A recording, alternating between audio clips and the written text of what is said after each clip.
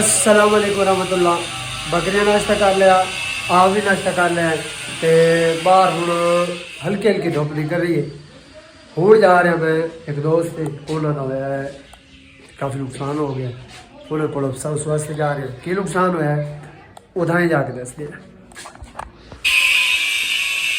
निके किधर है, किधर है की लैन है मेरे तमाम जा रही है तो सूरज ओ थोड़ा थोड़ा महसूस होता पाया, थोड़ा निकलना पे। जी वेख लो इतनी सर्दी दे विच ना इन्हां नूं मैच दी पई यकीन मनो बंदे दा हाथ बाहर नहीं निकलदा, ये मैच ते लगे होना। अच्छा असीं जड़ा ना पहुंचे बंदे नूं बाहर पाया पाले ते ठरदा बैठा है। हाय मेरा यार मेहदी क्या हाल है? दूजे हाथ में क्या हाल है? ठीक है वाले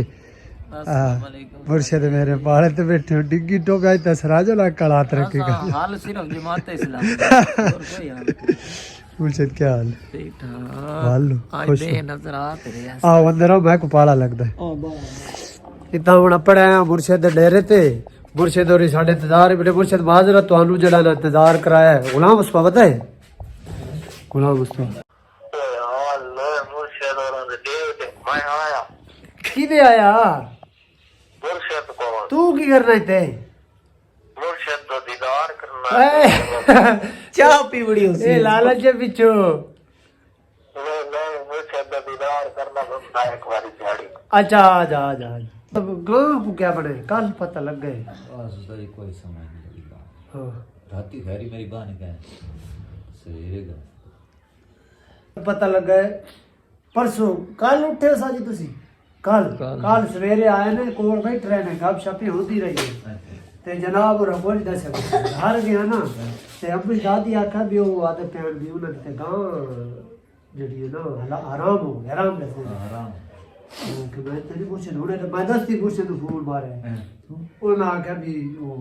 गुलाम मुस्तफा दी राती मद्दी से खैरी मेरी चल गई पराम बांध गया 10:30 बजे राती क्या जाके देखिए माल गली वाले सही है बिल्कुल सही कोई बंदा बड़ा चला नहीं सही है कर क्या कोई बात नहीं समझ नहीं आई नहीं वो डॉक्टर ने बाबा ने फोन दिया मैं कि यार पहुंच उस जगह तू एवें कर गयो ते खीर दे।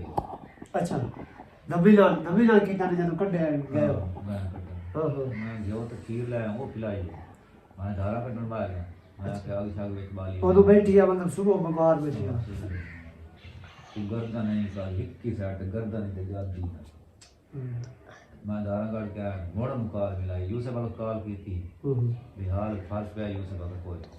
मैं मोड़ अंदर आया वेरी मैं मरे इतनी देर लाने इतने जो घंटा थी गया था करा मैं निकल जा रहा बात ओ यार तू भी अपड़े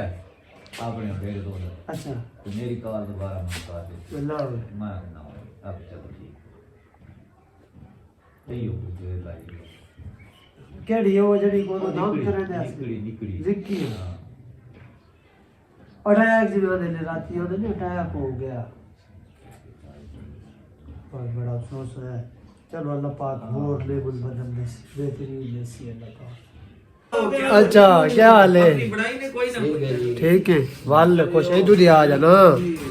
ये घंटों हो गए तेरे वास्ते खड़े रहे तू किधर है मैं दाने को खिला दिया। अच्छा उनका शायद नहीं बना लो कर यार हाँ